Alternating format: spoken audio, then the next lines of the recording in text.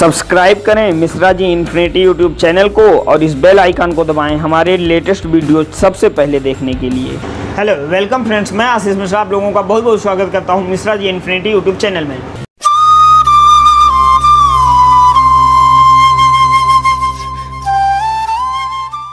Friends, जैसा कि आप लोगों को पता होगा कि मैं पूर्वांचल बैंक का ग्राहक सेवा केंद्र संचालक हूं और आज मैं आप लोगों से इसी टॉपिक पे बात करने वाला हूं। सबसे पहले अगर आप पूर्वांचल बैंक का सीएसपी लेने की सोच रहे हैं तो प्लीज़ थोड़ा सा इस वीडियो को पूरा देखिएगा, आपको पता चल जाएगा कि आपको पूर्वांचल बैंक का सीएसपी लेना चाहिए या नहीं लेना चाहिए। तो मैं बात ये करना चाह रहा हूँ कि हमारे यहाँ एक हमारी सर्विस प्रोवाइडर होते हैं, एक प्राइवेट कंपनी होती है जो कि हमारा देख रेख करता है हमारे यानी कि सीएसपी और बैंक के बीच में। इनका एक काम होता है कि ये हमारे और बैंक के बीच में कॉम्बिनेशन बना के रखेंगे, सारे कार्य देखेंगे, हमारी ये जिम्मेदारी लेंगे, जिसके लिए हमसे ये आईडी लेने के लिए 30 से 35 हज़ार से 50 हज़ार तक वसूलते हैं, जो कि इतना महंगा नहीं होता है, ये हम सबको पता है, लेकिन फिर भी ये लोग इतना वसूलते हैं, ये एक अलग की बात है। ये सब होने के बावजूद हमारी स्थिति ये हो जाती है कि हम लोग पूरे के पूरे महीने बहुत ही मेहनत से कार्य करते हैं। कस्टमर आता है, उसको सर कह के विनम्रता से बैठाते हैं, उसका अकाउंट ओपन करते हैं, उसका ट्रांजैक्शन करते हैं और उसके बाद हमारा जब कमीशन पाने का समय होता है तो अगर कमीशन हमको दिया भी जाता है तो सबसे पहले ना बैंक के तरफ से ऐसा कोई सिस्टम है कि हमको हमारा स्टेटमेंट दिख सके, हमको हमारा पूरा हिस्ट्री दिख सके कि हमने क्या कार्य किया है, हमने कितना अकाउंट ओपन किया है और इस कार्य के लिए हमको क्या पैसे मिले हैं, ये चीज़ हम नहीं देख सकते हैं। कोई ऐसी टेक्नोलॉजी बैंक ने बनाया ही नहीं है। बैंक और कंपनी ये दोनों पता नहीं कहाँ से ऐसे मिलते हैं और ऐसे बैठे बैठे बोलते हैं उसका 3500, उसका 4500, उसका 9500, बस ये आपका कमीशन हो गया। क्यों इतना पता नहीं, वी आर डोंट नो, लेकिन बस ये लोग अपने मनमर्जी से ऐसे बोल देते हैं और इसका कोई भी साक्ष्य नहीं देते हैं कभी भी कि इस वजह से आपको इतना कमीशन आया। ये हो गई आ जाने की बात। और जब तक कमीशन नहीं आता है, अगर हम लोग इन लोगों से कोई सवाल कर लें तो इनको लगता है कि हमने बहुत बड़ा अपराध कर दिया है और ये लोग हमसे ऐसे बात करते हैं कि जैसे हम लोग इनके मतलब इनका दिया हुआ खा रहे हैं। नहीं सर, पहली चीज़ मैं आपकी जानकारी के लिए बता दूं कि हम लोग आपका दिया हुआ नहीं खा रहे हैं, हम लोग मेहनत कर रहे हैं, उस जगह से कमीशन मांग रहे हैं, हम आपसे भीख नहीं मांग रहे हैं, हम अपना कमीशन मांग रहे हैं। ध्यान में रखिएगा ये चीज़। कल यानी कि 4 मई की बात थी, ये 4 मई 2020 की बात थी। शाम को लगभग 8 बजे मैंने राघव जी के एक मैसेज पे कमेंट किया, जो कि उनका एक मैसेज था कि ये अगर आपसे संबंधित हो तो कृपया संपर्क कर लो और आपको सल्यूशन प्राप्त हो जाएगा। ये कहना था मिस्टर राघव जी का, जो कि सहज कंपनी से बिलोंग करते हैं।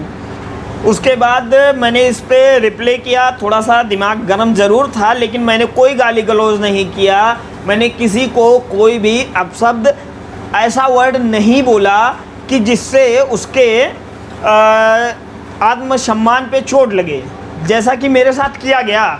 एक शख्स हैं मिस्टर नीरज यादव, उन्होंने मेरे साथ ऐसा किया। मैं आगे आपको वीडियो में वो चीज़ बता रहा हूँ और मैं इस चीज़ का स्क्रीनशॉट भी आपकी ज़रूरत के अनुसार प्रोवाइड कर दूंगा।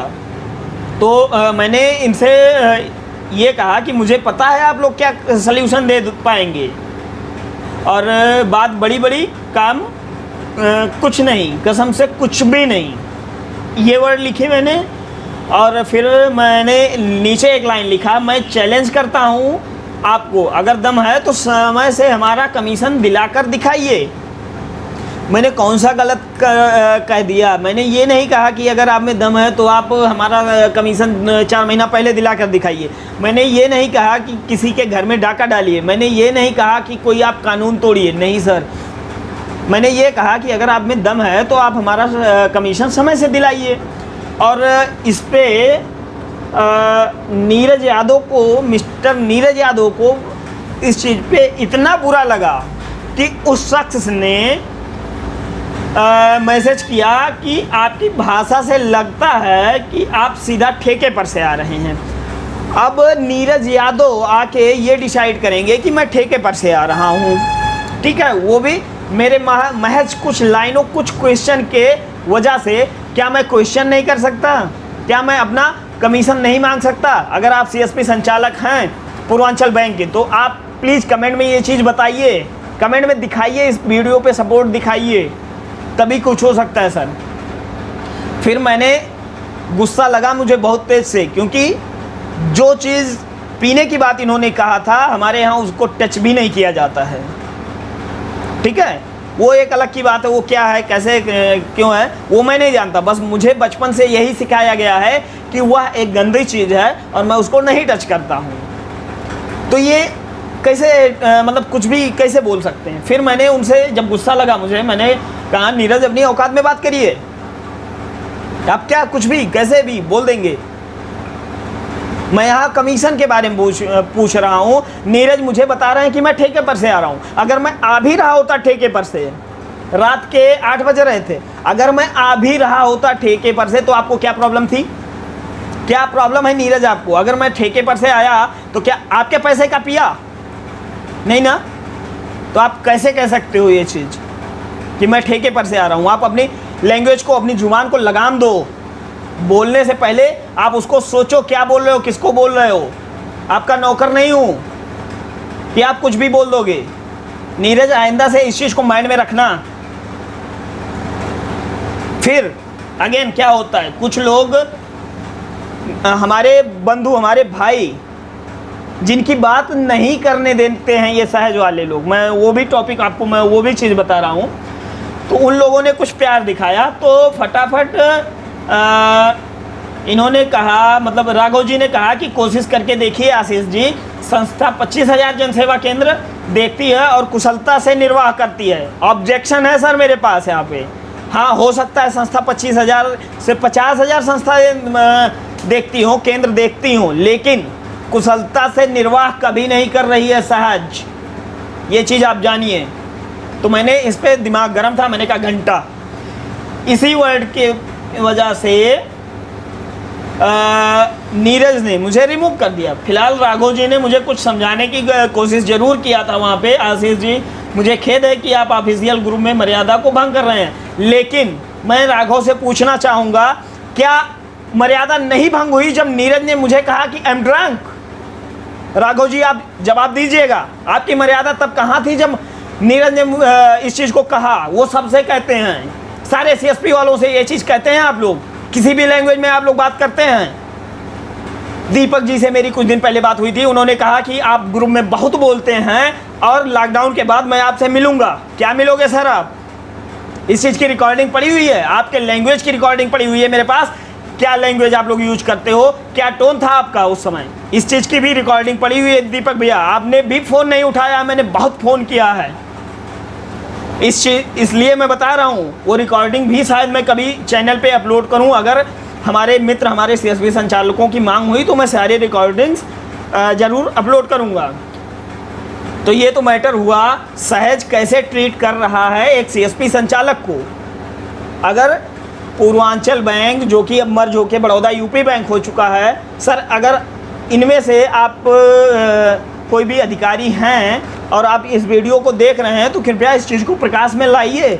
सिर्फ आपके ये कह देने से कोई भी सीएसपी वाला कभी आपको एक अच्छा बिजनेस नहीं प्रोवाइड कर पाएगा कि आप हमारे बैंक मित्र हैं और आप जाइए अच्छी सर्विस प्रोवाइड करिए। नहीं सर, आपके पोर्टल की बात अगर मैं करूं, आपके पोर्टल में जो सर्विसेज हैं, जैसे कि लोन डिपॉजिट चलती नहीं है, रिपोर्ट चलता ही नहीं है, card service transaction, pin pad device का पैसा कंपनी वाले ने लिया, आज तक पिन पैड डिवाइस दिया ही नहीं, मनी ट्रांसफ़र चलता ही नहीं है, एजेंट रिपोर्ट चलता ही नहीं है,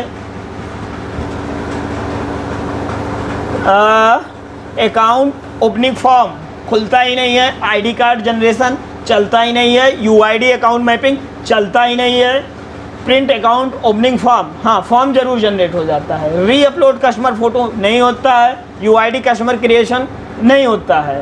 SBI अदर सर्विसेज की बात करें, स्टेटमेंट ऑफ अकाउंट, किसी और अकाउंट का स्टेटमेंट दिखता ही नहीं है। डाउनलोड साउंड फाइल्स, इसका क्या मतलब है मैं जानता ही नहीं हूँ।